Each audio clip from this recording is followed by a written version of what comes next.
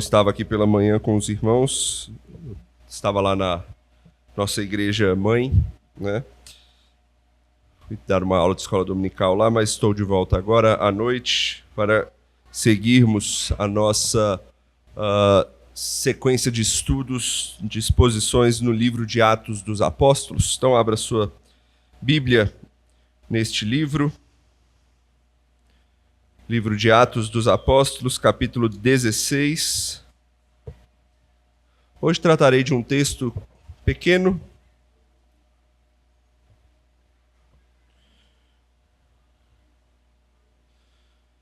que está em Atos 16, 11 a 15.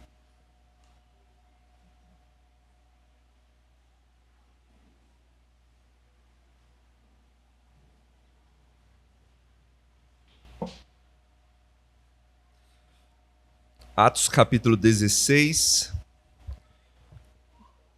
11 a 15.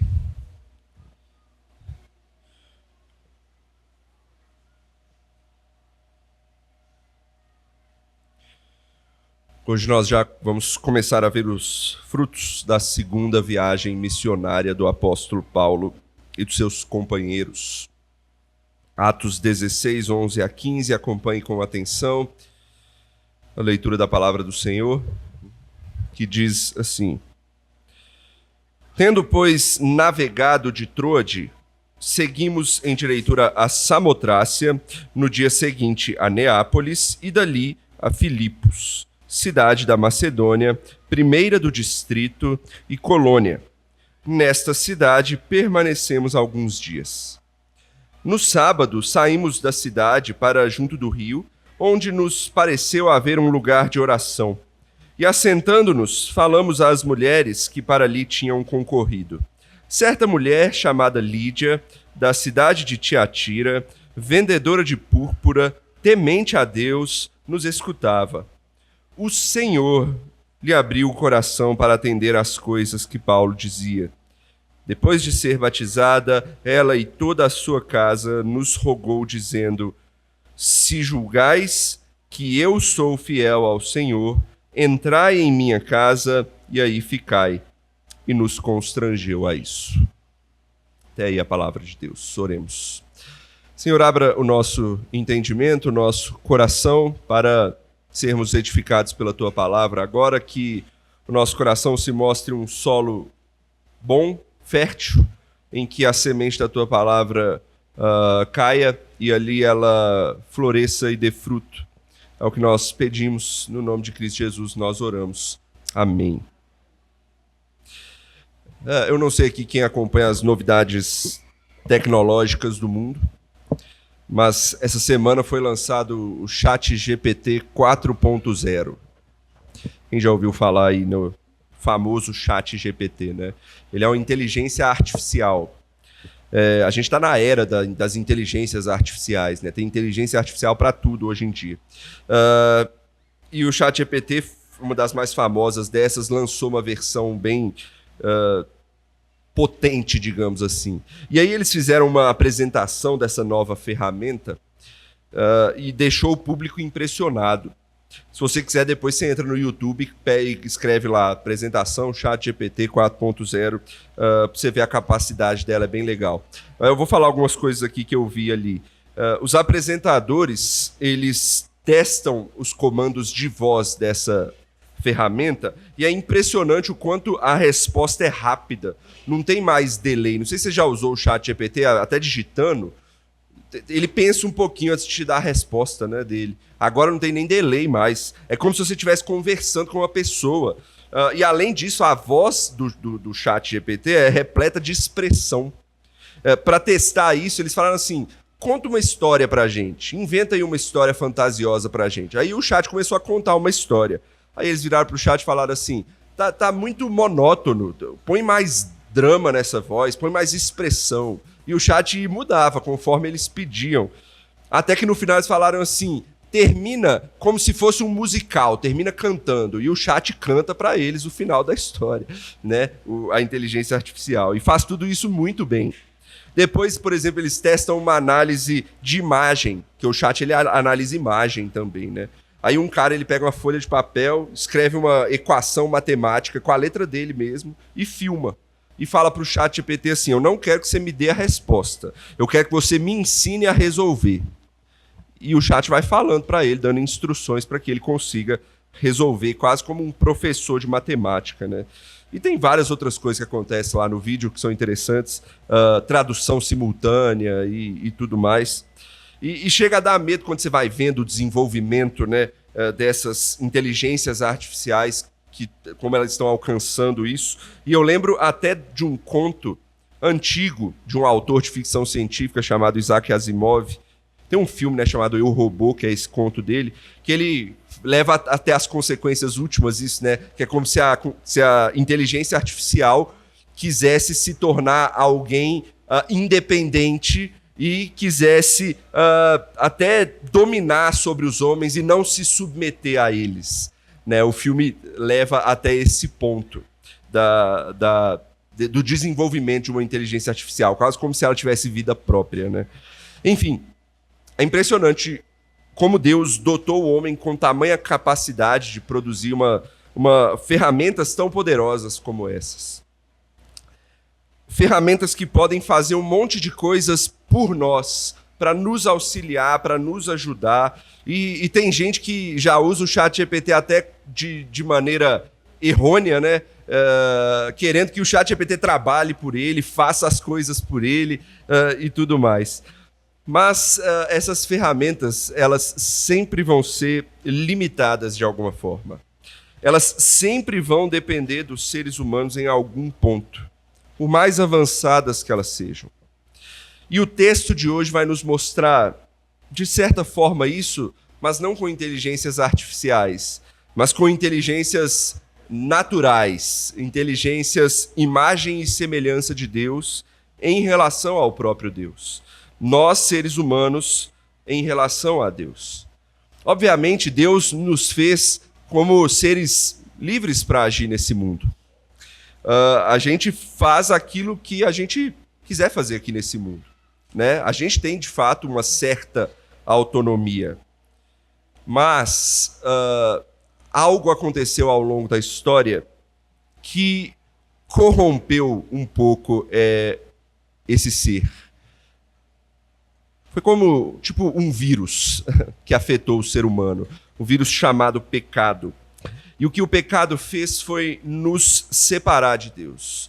Foi trazer morte. Morte aqui é morte espiritual, em primeiro lugar. Uma morte que nos separa de Deus. De forma que nós não conseguimos mais chegar a Deus por nós mesmos.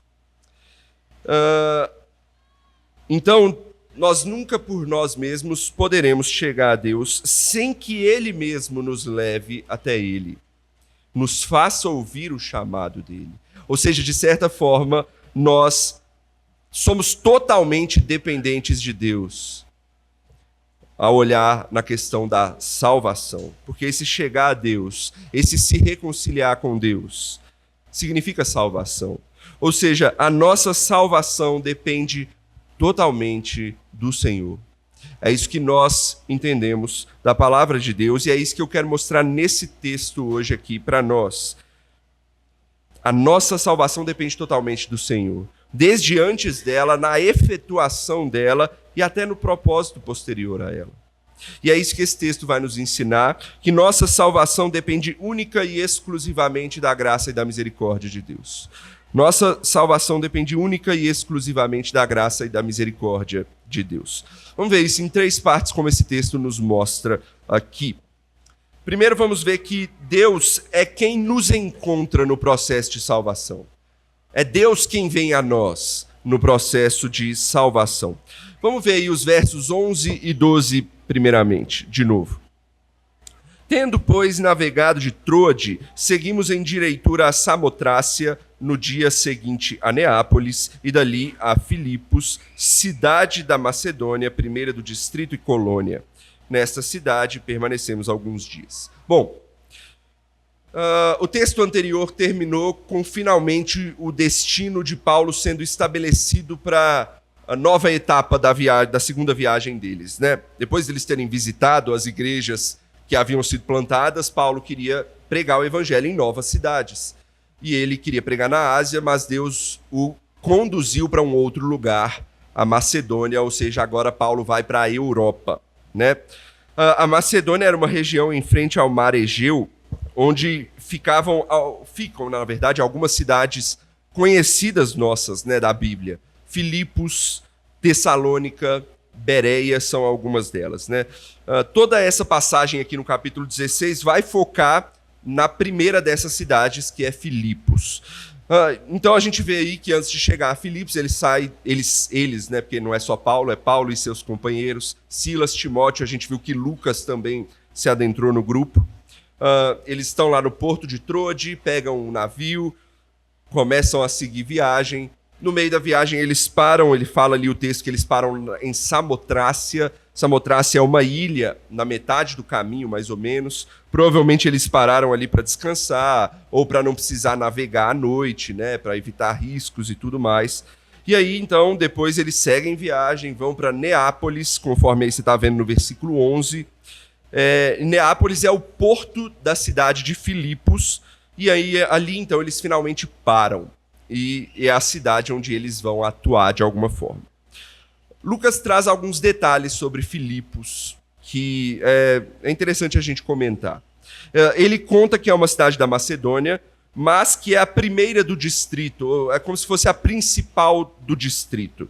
Interessante é que Filipos não é nem a capital da Macedônia, mas Lucas atribui essa importância à cidade. Então, devia ser uma cidade de fato importante, e talvez por isso eles pararam ali.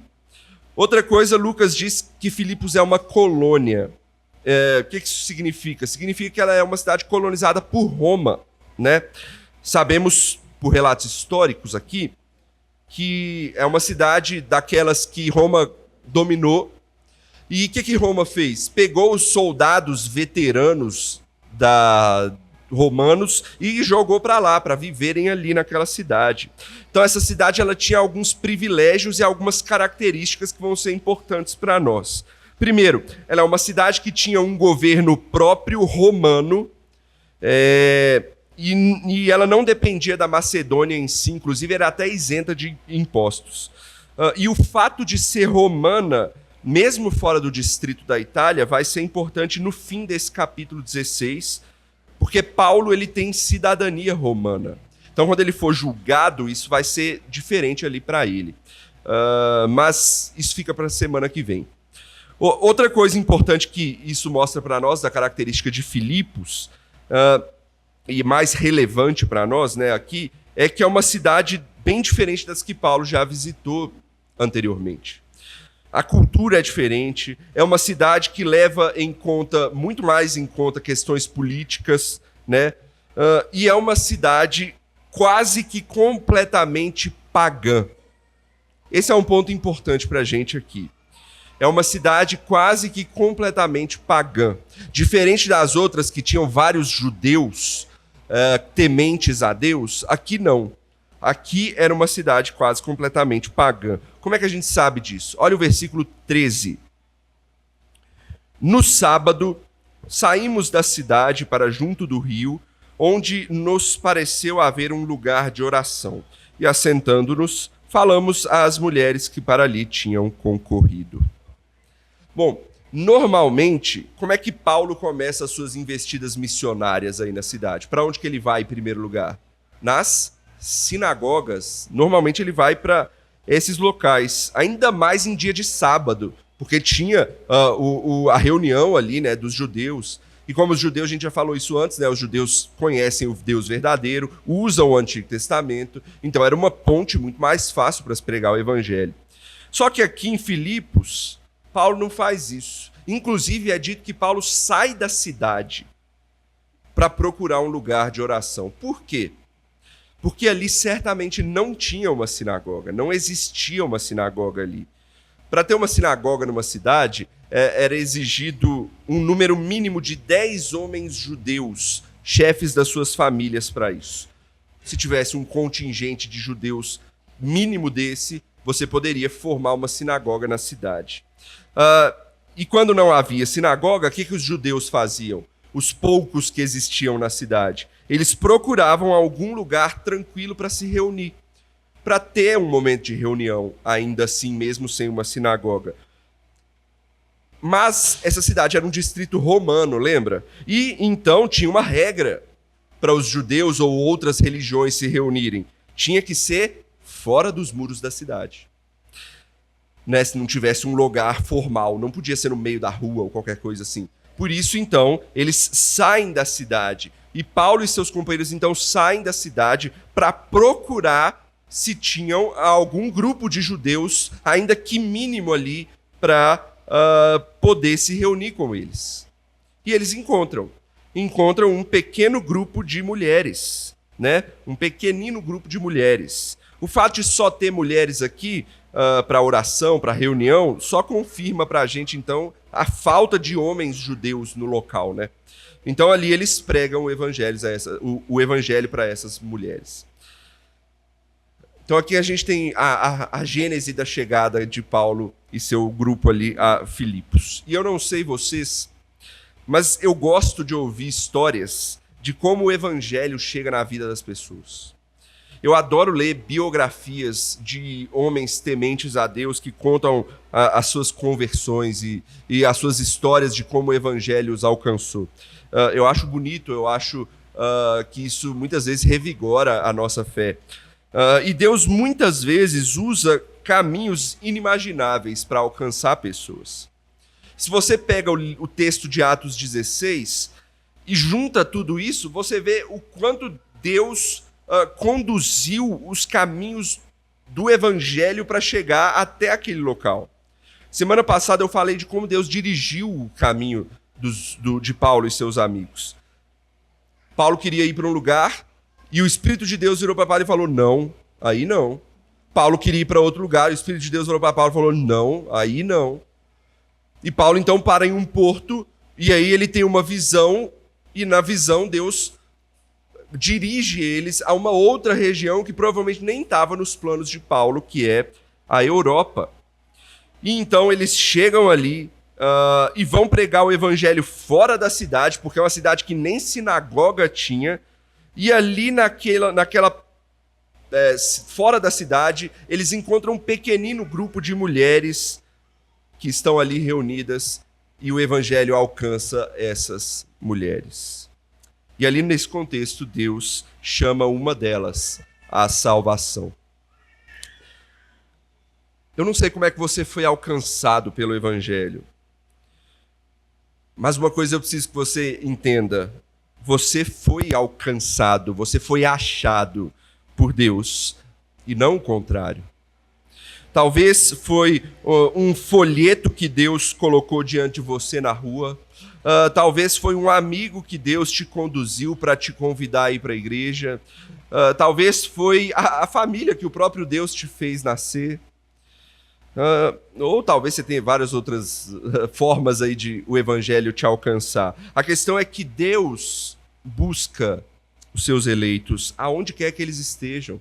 Seja numa cidade, ou na verdade fora da cidade, em um grupo mínimo em que Deus envia alguém lá e esse alguém prega o evangelho cativa o coração daquela pessoa.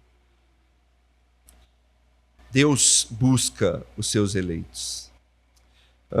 Às vezes pessoas questionam nós calvinistas quanto à necessidade da evangelização, já que Deus tem os seus eleitos, né? Se Deus já elegeu, por que eu preciso pregar? Eu olho para essa história e eu fico impressionado com a beleza de como Deus faz isso funcionar, de como as coisas funcionam para Deus. Ele nos busca e ele usa outros servos dele como instrumentos para nos achar, ou para achar os seus eleitos nesse mundo. Por quê? Porque nós jamais iríamos atrás de Deus por nós mesmos. Mas é Ele quem vai atrás de nós para nos salvar. Inclusive, é por isso que nós, calvinistas, dizemos que não há o que a gente chama de livre-arbítrio, né? O povo hoje em dia confunde muito livre-arbítrio como capacidade de poder agir nesse mundo da forma como você quiser. Todo mundo tem isso. Isso se chama livre agência, não livre-arbítrio. Livre-arbítrio é a nossa vontade de buscar a Deus. Isso a gente não tem mais. Porque o pecado corrompeu isso em nós. Lembra que eu falei no início que o pecado ele nos separou de Deus? Ou seja, o nosso livre-arbítrio, a livre vontade de chegar a Deus foi corrompida. É Deus quem precisa vir até nós para podermos ser salvos. Inclusive, é um erro o argumento que questiona a nossa visão, que diz que que certas pessoas podem estar buscando a Deus e não o encontram porque não está na lista de eleitos de Deus. Isso é errado, sabe por quê? Porque ninguém sequer tenta ir a Deus sem que Deus antes o encontre em sua graça. Para a gente ir a Deus, Deus primeiro precisa vir até nós. Deus é quem nos encontra no processo de salvação. O que nos leva a um segundo ponto aqui, que eu vou tratar, mas lembre-se disso. O evangelho é que foi levado até aquelas mulheres. O evangelho é que chegou até você. Foi Deus quem te buscou. Porque Deus precisa primeiramente nos buscar, para que depois nós possamos responder essa busca a Ele. Então, em segundo lugar, nós veremos que Deus não só nos encontra, não só conduz essa parte inicial do processo de salvação, mas também Deus é quem efetua a salvação em nós. Deus é quem nos transforma, Deus é quem efetua a salvação em nós. Olha aí o versículo 14 do texto, mais uma vez. Certa mulher, chamada Lídia, da cidade de Tiatira, vendedora de púrpura, temente a Deus, nos escutava. Atente à parte final do versículo. O Senhor lhe abriu o coração para atender às coisas que Paulo dizia. Então somos apresentados aqui a uma outra personagem chamada Lídia, que vai se mostrar de grande utilidade para a igreja e para os missionários ali. E ela era da cidade de Tiatira, que ficava na província romana chamada Lídia. Ou seja, é daí que vem o nome dela, né? Então algumas pessoas até questionam se esse era de fato o nome dela ou se chamavam ela da onde ela vinha, né? Com o nome da onde ela vinha.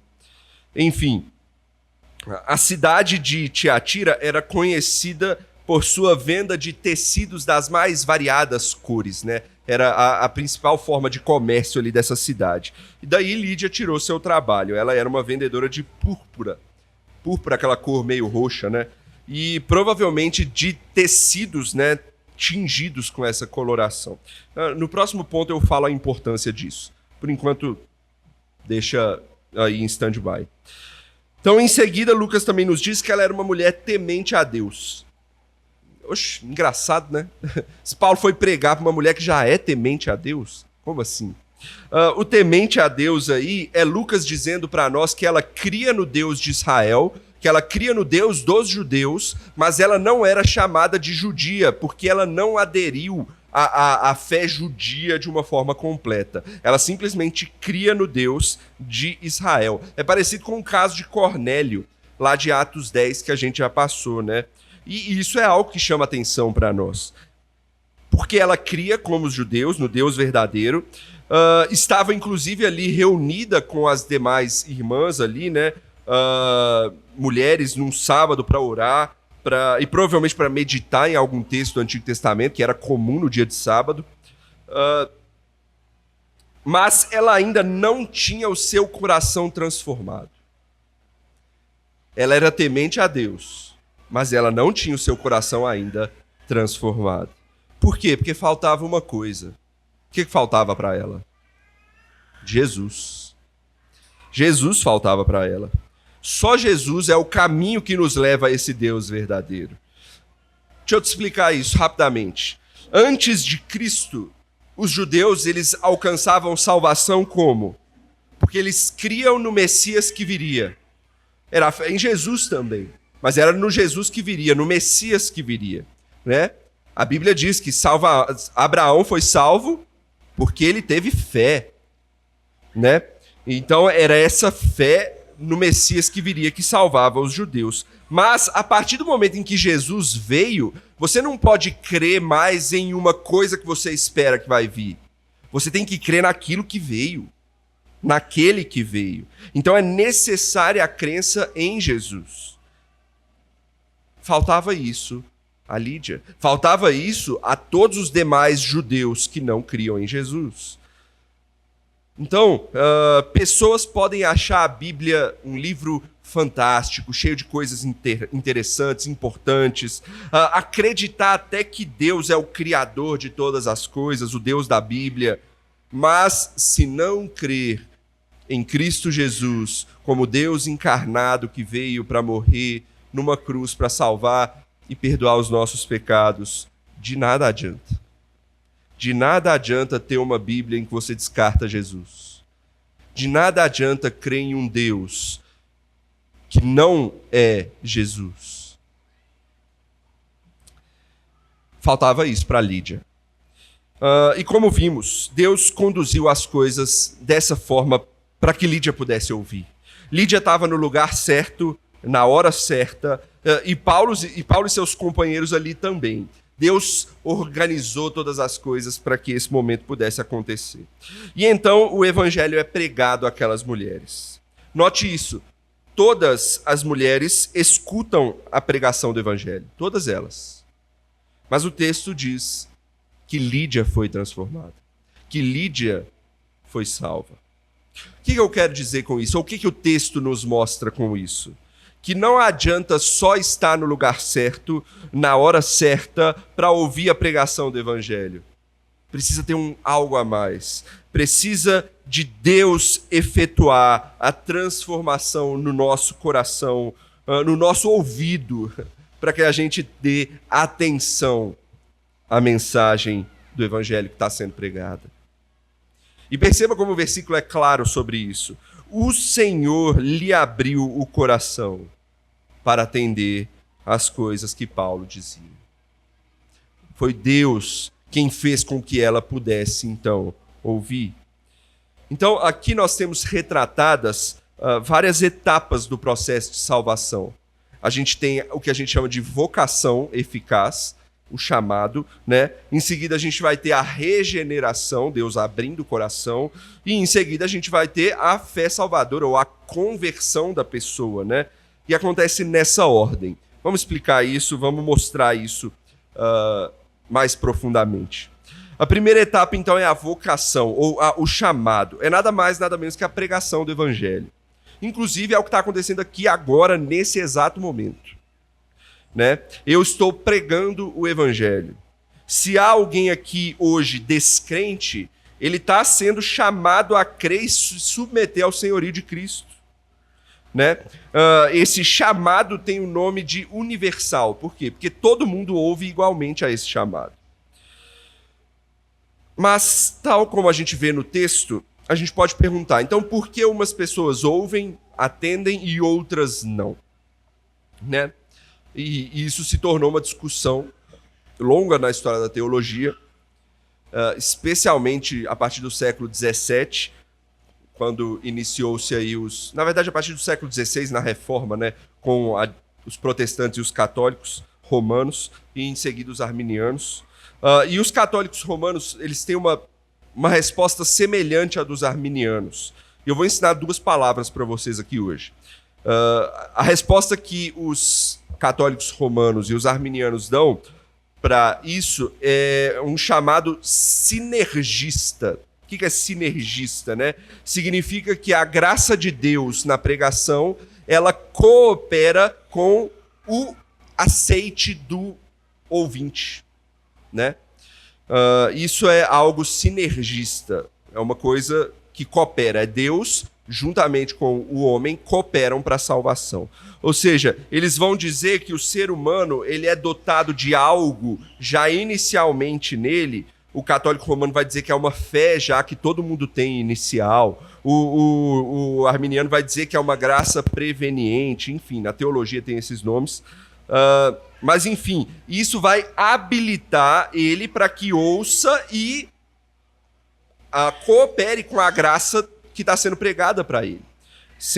Acontecendo isso, então, ele é salvo. Ou então, o ouvinte ele simplesmente vai fechar os ouvidos para o que ele está ouvindo e vai negar aquilo que ele está ouvindo.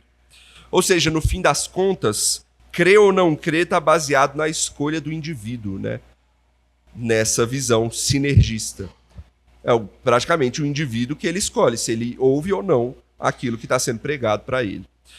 Enquanto nós, calvinistas, a gente não crê nisso. Como eu disse, se dependesse de nós, nunca ouviríamos. Por isso que nós respondemos de uma forma chamada monergista. O que é monergismo? O monergismo significa que a graça, a obra de Deus, ela é unicamente de Deus. Mono é um só. E sin é cooperação, né? Sinergista, monergista.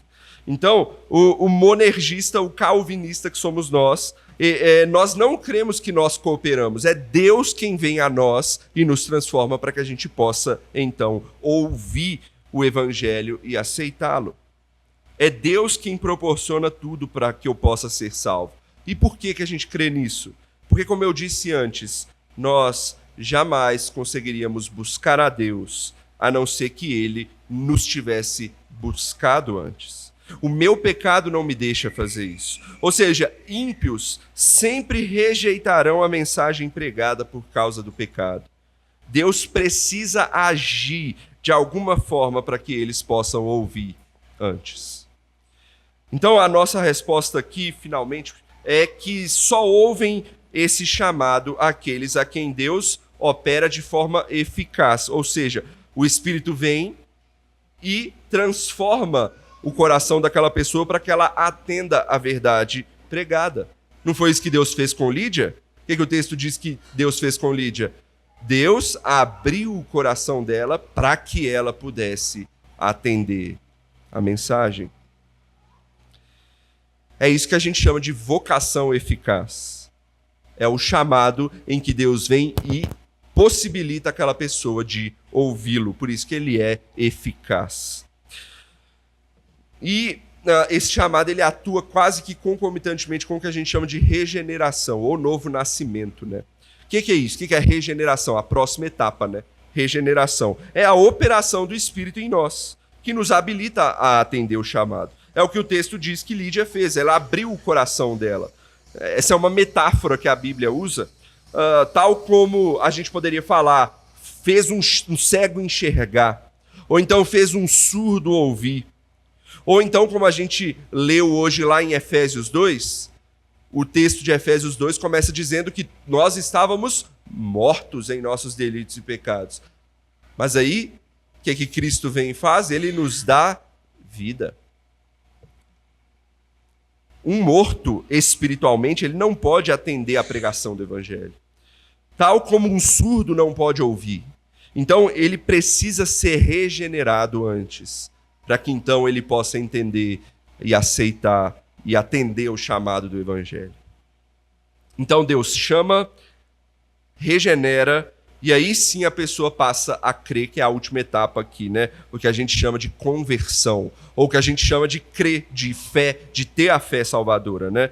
Ou seja, a Lídia se converte, se torna uma seguidora de Jesus Cristo. Então a conversão é o resultado simultâneo da regeneração, né? A regeneração é interno e a conversão é o que se mostra externamente na vida da pessoa. É tipo quando você aperta o interruptor da luz. É como se Deus, então, ele apertasse o interruptor da nossa vida, que ele ligasse, e imediatamente essa luz aqui ligasse, porque é imediato, né? É claro que a gente sabe que tem o tempo da luz chegar até aqui, mas para os nossos olhos é imediato, né? Então, a conversão é a luz ligando, ela é a forma externa em que a salvação se mostra. Mas perceba que a regeneração é necessária que Deus faça antes no nosso coração. Foi bem teológico isso aqui, né? Então o que a gente pode aprender disso? Vamos aplicar isso aqui. 2 aplicações rápidas para nós. Primeiro, saber disso deve nos levar a ser gratos a Deus. Por quê? Porque foi Ele quem nos salvou, foi Ele quem nos alcançou, foi Ele quem nos deu um novo coração.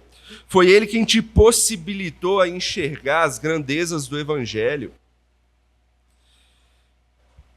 Seja então grato e alegre em saber disso.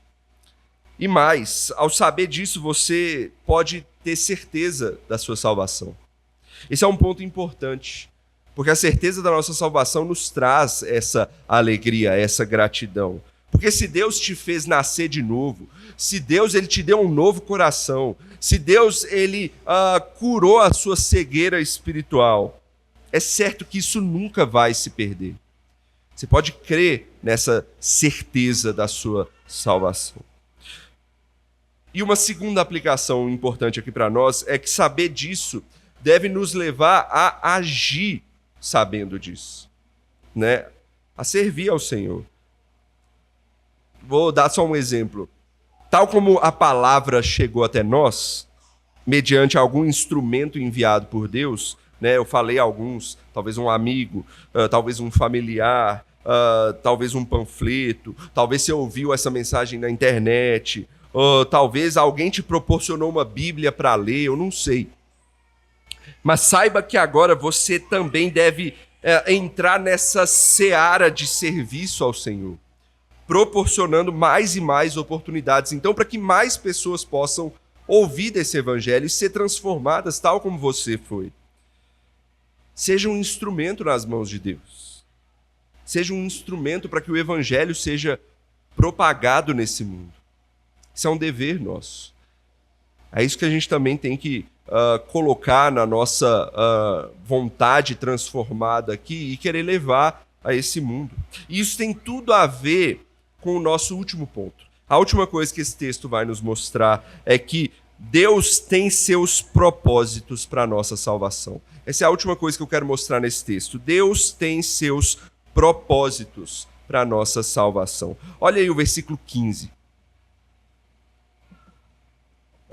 Depois de ser batizada, ela e toda a sua casa, nos rogou dizendo: se julgais que eu sou fiel ao Senhor, entrai em minha casa e aí ficai, e nos constrangeu a isso.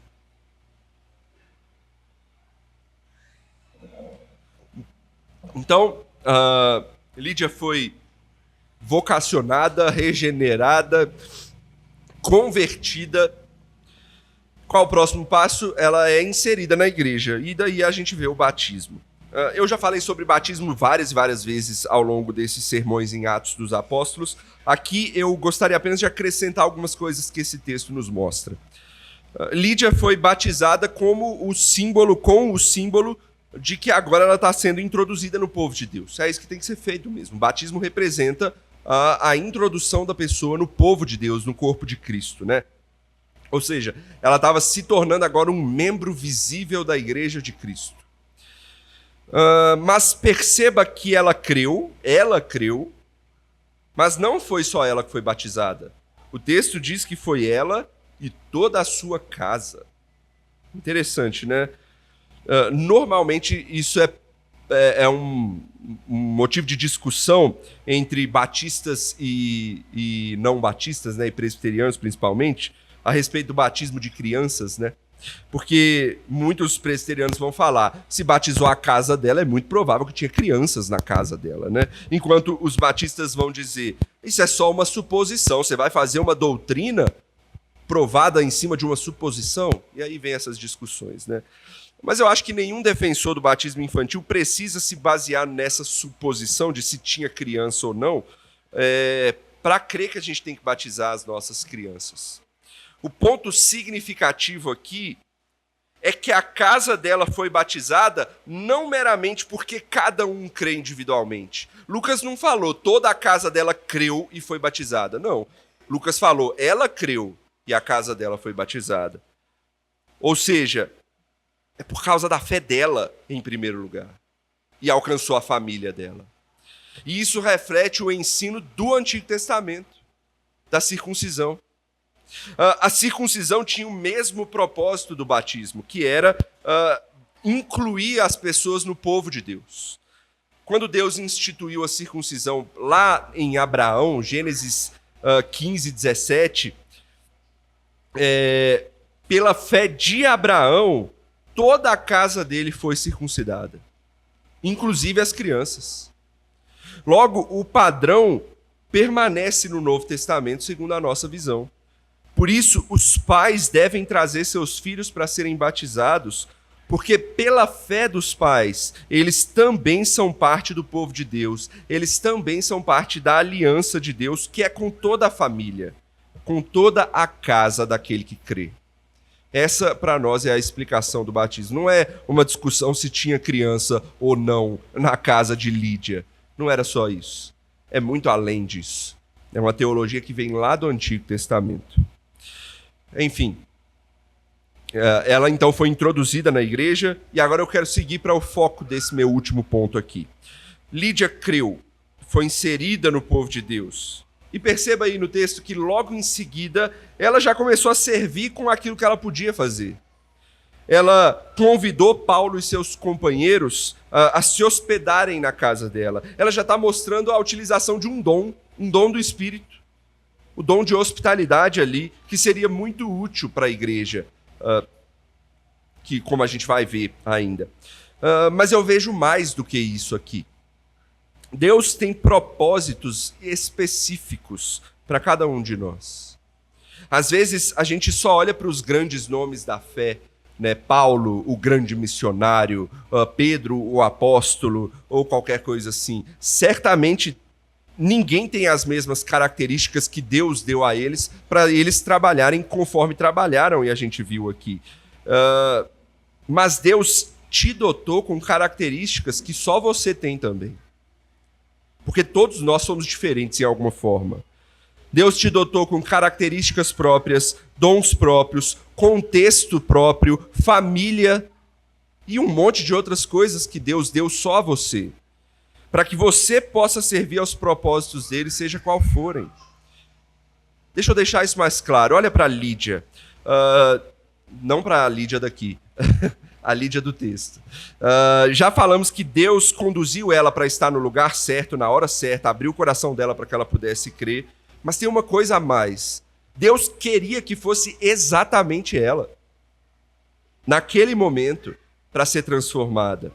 Veja, ela era uma vendedora de púrpura. Eu falei que eu ia falar disso e agora eu vou explicar por que isso é importante. A tinta púrpura, ela era extremamente cara naquela época. Era difícil de se obter essa tinta. Tem gente que fala que essa tinta vinha de alguns moluscos, que para você fazer uma quantidade de 1 grama de tinta, você precisava de, 800 moluscos. É uma coisa, enorme. Então era uma tinta cara de se conseguir. Então, por isso, ela era uma tinta também que tingia roupas que se tornavam caríssimas por isso. Ou seja, só ricos e pessoas poderosas compravam essas roupas. O que significa que Lídia certamente obtinha um bom lucro, né, com esse trabalho dela. E isso fica claro no texto para nós, quando a gente sabe que isso proporcionou a ela uma casa grande o suficiente para acomodar os missionários e até para reunir a nova igreja de Filipos que estava sendo formada, como mostra lá no versículo 40 desse capítulo. Se você chegar lá no versículo 40, quando Paulo e Silas são libertos da prisão, eles vão lá para a casa de Lídia, onde os irmãos estavam reunidos. A igreja passou a se reunir na casa dela. O que eu quero dizer então com tudo isso? Quando você é salvo, meu irmão, Deus tem propósitos para a sua vida excepcionalmente da forma como você é. Ele sabe de todos os detalhes da sua vida. Não só os dons que o Espírito te dá, mas o seu contexto de vida, o seu trabalho, a sua família, aonde Deus te colocou.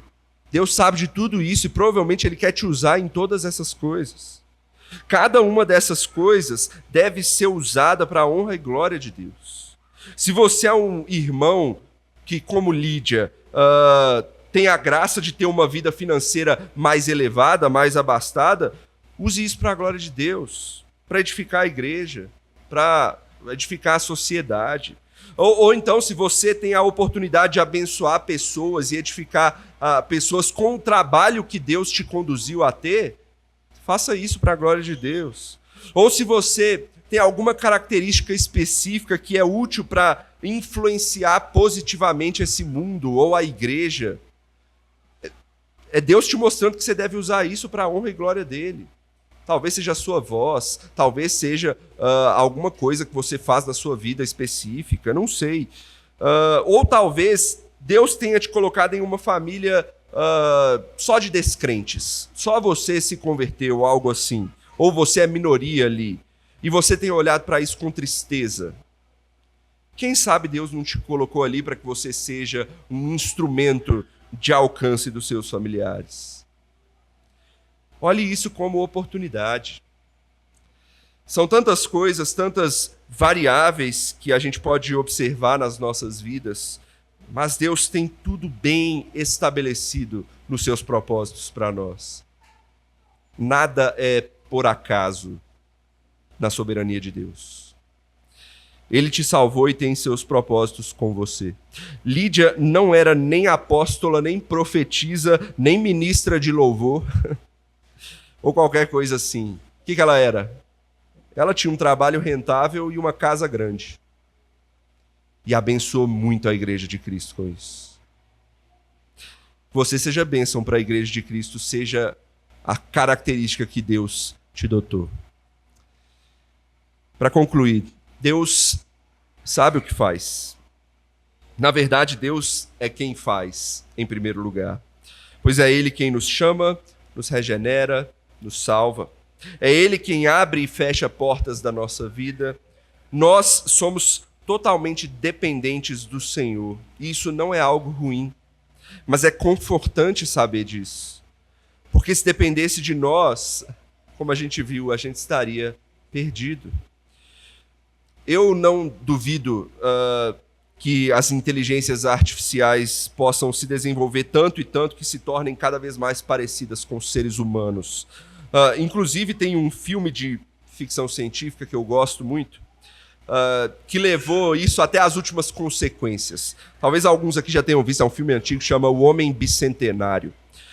Ele começa com um robô doméstico na família, que ajuda numa família, né, no filme. E à medida que o tempo avança, a tecnologia do momento ali também avança, e esse robô ele vai sendo sofisticado.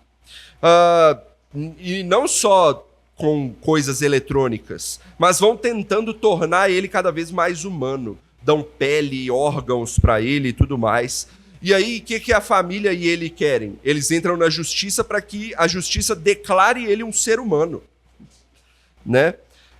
E no decorrer do filme, esse pedido vai sendo negado, né? A justiça fala, não, você não é um ser humano, por causa disso, disso, disso. Aí vão, ajeitam ele, aí falam, não, mas você ainda não é um ser humano, porque falta isso, isso, isso em você. Enfim, no final do filme, ele está no leito de morte dele, e sim, ele desenvolveu de certa forma que ele vai envelhecendo até morrer. Ele está no leito de morte dele ouvindo a juíza lá, o juiz, declarar se ele era humano ou não. E, finalmente, ele é declarado como o primeiro ser humano artificial da história, né, no filme. Só que ele morre antes de ouvir a declaração final. É o filme dizendo de forma poética que ele era tão humano que a morte o levou, e ele nem conseguiu segurar antes de ouvir tudo aquilo que ele queria, né? Enfim, é um filme bonito, eu recomendo, eu gosto muito, mas é ficção, obviamente, né? Há uma coisa que é única e exclusivamente do poder de Deus na vida real: dar vida. Só Deus faz isso. Só Deus faz isso. Inclusive, isso se mostra muito bem na vida de Jesus Cristo. Jesus Cristo, ele se fez homem e ele morreu. Só que ele é Deus. Então ele ressuscitou também. Ele é tanto homem como Deus. E ele fez isso para mostrar para nós, ou para fazer por nós, aquilo que era necessário para que nós pudéssemos ser salvos. Portanto, meus irmãos, se tem uma coisa que eu recomendo aqui neste sermão se Deus é o doador da vida, entregue a Ele a sua. Dedique a Ele a sua. Não ache que você conseguirá algo sem o Senhor. A morte está à frente de nós. E se o doador da vida não estiver do seu lado, será uma morte eterna. Mas para os que estão em Cristo, podemos dizer, tal como o apóstolo Paulo disse lá em 1 Coríntios capítulo 15, onde está, ó morte, a tua vitória? Onde está o seu aguilhão? Graças a Deus, que nos dá a vida e a vitória por intermédio do nosso Senhor Jesus Cristo. O chamado, então, está sendo feito agora para cada um de nós. Rogue ao Senhor pela sua vida, pela regeneração, para que Ele te conceda andar no único e bom caminho de Cristo. Vamos orar? Senhor, obrigado, Pai, porque o Senhor é um Deus que agiu em cada um dos nossos corações aqui, dos irmãos da igreja. Porque nós dependemos de Ti. Nós precisávamos que o Senhor nos regenerasse para que nós pudéssemos ouvir o chamado. Obrigado a Deus, porque o Senhor enviou o Seu Filho Jesus para morrer naquela cruz, para nos salvar. E hoje, ó Deus, nós podemos crer nisso, entender isso e ser, de fato, mostrar a esse mundo que nós somos salvos. Que, ó Deus, isso nos auxilie, isso nos, na verdade, impulsione a servi-lo mais e melhor, como servos do Senhor que somos. Ao sabermos, ó Deus, que o Senhor nos alcançou, que isso nos leve a buscá-lo cada vez mais. É o que eu rogo ao Senhor para cada um de nós. No nome de Jesus eu oro. Amém.